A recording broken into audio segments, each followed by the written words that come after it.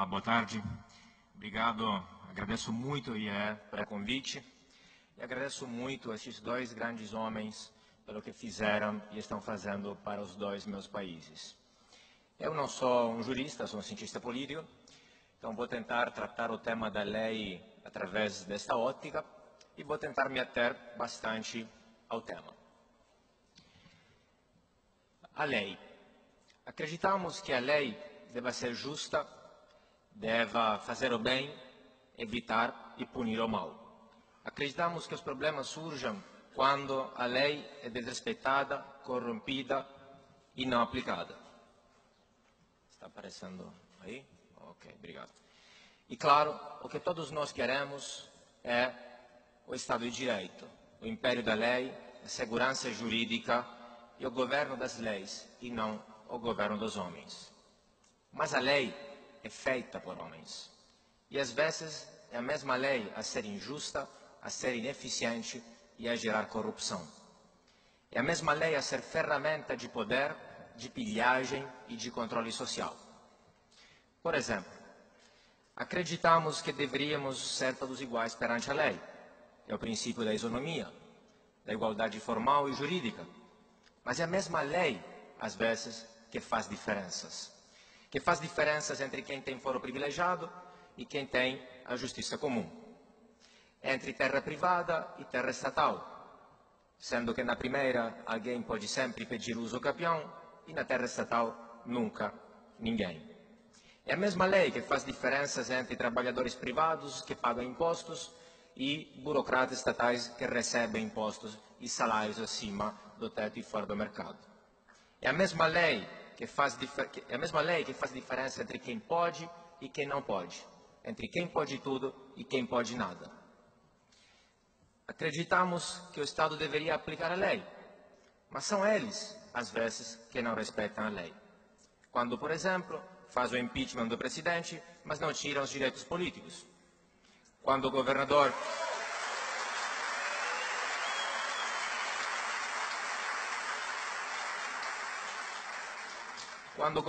do estado, como aconteceu aqui, não paga o piso salarial dos professores, ou como aconteceu em outros estados, quando confiscam depósitos judiciais de terceiros para pagar os rombos nas contas que eles fizeram. São eles que não respeitam as leis.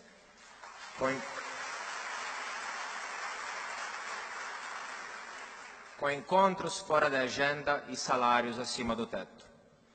Acreditamos que a lei deveria limitar o poder, mas às vezes é a mesma lei a dar poder, ao ponto que muitos querem virar juristas e advogados exatamente para ter poder e dar carteiradas.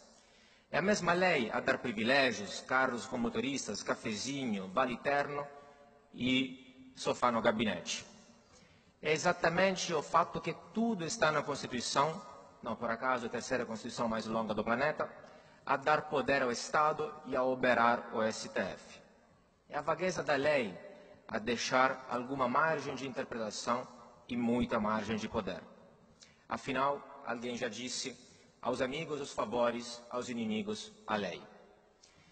Acreditamos que a lei deva ser moral, e que é moral, mas esquecemos que a escravidão foi legal, que os campos de concentração foram legais, que a apartheid foi legal, que o fundo eleitoral é legal, que as desapropriações nas favelas são legais.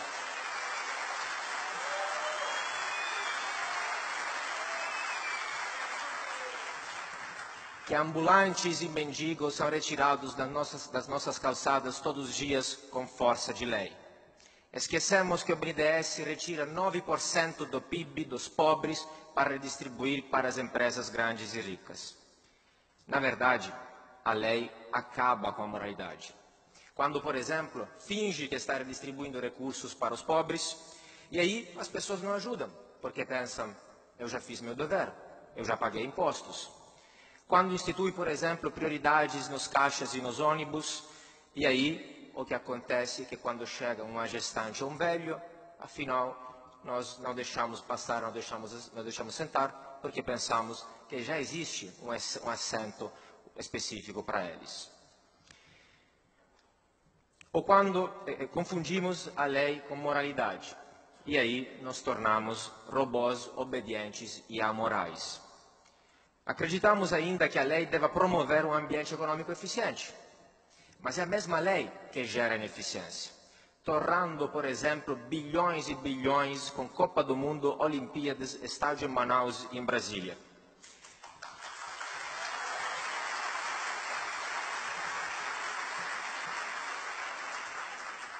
É por lei que se institui e se administra o BNDES, o maior banco de desenvolvimento do mundo, maior que o Banco Mundial, que não gera desenvolvimento nenhum, que gera subdesenvolvimento. Deveria até se chamar BNSUB, Banco Nacional de Subdesenvolvimento.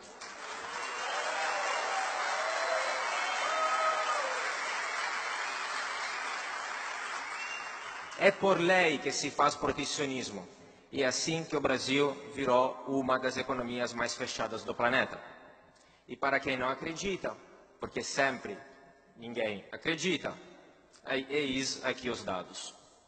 É por lei que se exigem autorizações, concessões, alvarás, carimbos vários, ao ponto de nos colocar nos últimos lugares de liberdade econômica do planeta.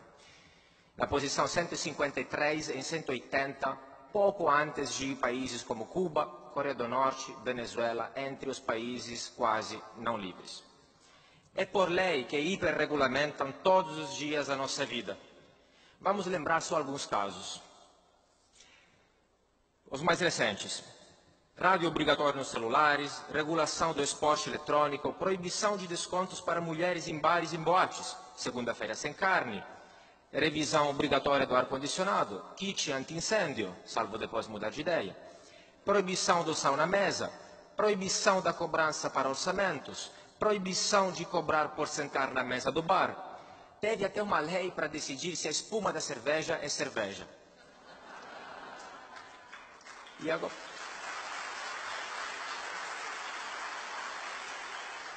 E agora acabaram de instituir o Dia Nacional do Desafio.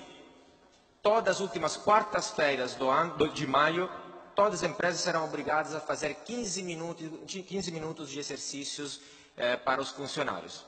Eu lembro dos meus avós quando lembravam, isso foi aprovado, né? É já lei, se preparem.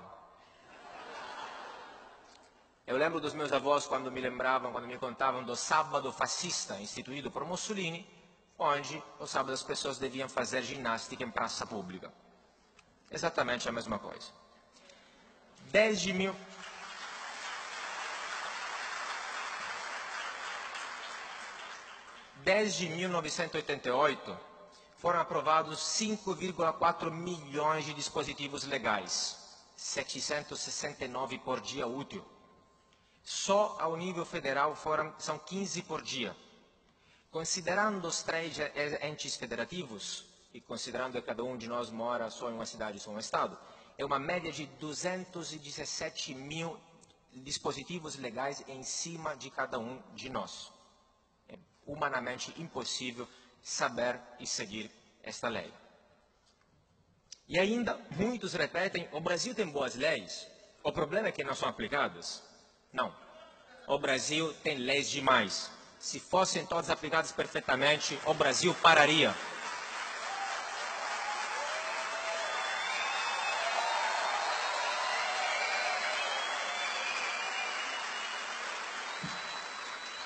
Mas é por esta visão fantástica das leis que faz com que, Brasil afora, nas universidades se ensine a visão da lei, do direito, como ferramenta de mudança social. Ou seja, a ideia de usar o direito para moldar e plasmar a sociedade segundo os próprios prazeres. Ou seja, pura engenharia social, puro coletivismo, puro totalitarismo jurídico. Enquanto no resto do mundo, o direito é um simples método de resolução de conflitos. Ao contrário, aqui se gera mais conflito, com a judicialização das relações sociais, que muitos até celebram. E os advogados agradecem, afinal, a indústria do dano moral, por exemplo, gera milhões de causas lucrativas. É ainda por esta visão da lei que o fiscal se acha importante e todo empoderado por um crachá dado pelo Leviatã, ele acha que o Brasil não dá certo porque a lei não é aplicada. Agora vou aplicar a lei e vir a Suíça, por decreto-lei.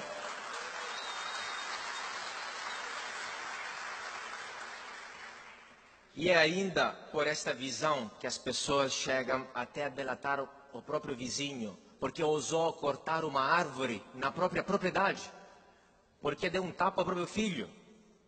Delatar o próximo ao príncipe, uma mentalidade de SS nazistas. E para o Estado é perfeito, porque terceirizou a fiscalização e colocou as pessoas umas contra as outras. Mas ainda assim, as pessoas repetem, falta fiscalização. Enquanto o que acontece de fato é o seguinte, as grandes empresas vão diretamente pressionar o legislador para fazer uma lei que encarece o processo, o custo de produção, para jogar o concorrente menor fora do mercado e aí ficar com monopólio. Aí, quando o fiscal vai controlar o comerciante para aplicar esta lei corrupta, a ele não resta que pagar a multa ou pagar o fiscal. Mas a lei foi feita exatamente para gerar isso. Acreditamos, enfim, que a lei deve evitar e punir a corrupção. Afinal, a corrupção é exatamente desviar do fim oficial e mais nobre da lei, desviar recursos e dinheiro. Mas a mesma lei que é feita para gerar corrupção. Empresas estatais e bancos estatais servem para empregar e dar poltrona aos amigos e fazer ganhar leilões a empresas amigas. A hiperburocracia dos portos mais lentos do mundo serve exatamente para que, a um certo ponto, chegue o empregado do porto e apresente uma alternativa, um jeitinho, para despachar ou desembargar a mercadoria mais rapidamente. O superfaturamento das infraestruturas não é um erro, não é falta de planejamento, é um planejamento espertinho demais. Na verdade, se faz a infraestrutura exatamente para desviar dinheiro. O custo deles é que para fazer isso tem que nos dar a ponte. E a merenda escolar é a mesma coisa. Você pode gritar, roubaram a merenda de meu filho, mas na verdade o objetivo é o mesmo. O objetivo é desviar. Para isso, tem que nos dar algumas merendas. O que nós chamamos de corrupção, na verdade, é o objetivo real dos políticos. É a função normal do Estado. O resto é a máscara. E claro, temos que mudar isso. Em conclusão, existe uma diferença enorme entre lei e legislação.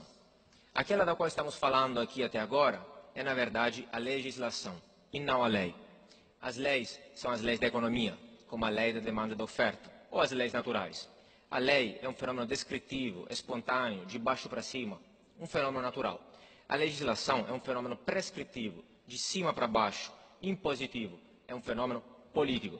E a legislação vira mera vontade do Leviatã preto em branco.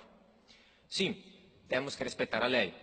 E temos que tentar melhorar a lei. E o que os dois grandes homens aqui fizeram e estão fazendo é fundamental para domar a besta.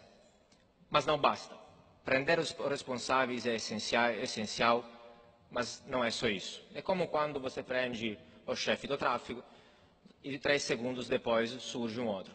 Isso não resolve o problema, que é um problema sistêmico de incentivos de estrutura. Não é só colocar a pessoa certa que tudo vai melhorar. Não é um salvador da pátria que vai melhorar e vai resolver o país agora nas próximas eleições. É o tanque que está furado. Não basta, não adianta colocar gasolina.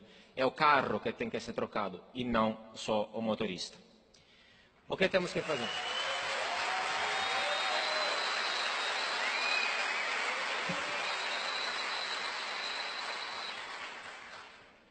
Temos que revirar o Estado ao avesso. Temos que reverter a estrutura estatal. Temos que mudar sua função. Temos que limitar o impacto de seus incentivos perversos. Temos que limitar sua dinâmica, para que a lei seja mais poderosa que a legislação, para que sejam eles a obedecer a nós e não o contrário. Temos que diluir o poder político ao máximo possível. Temos que descentralizar.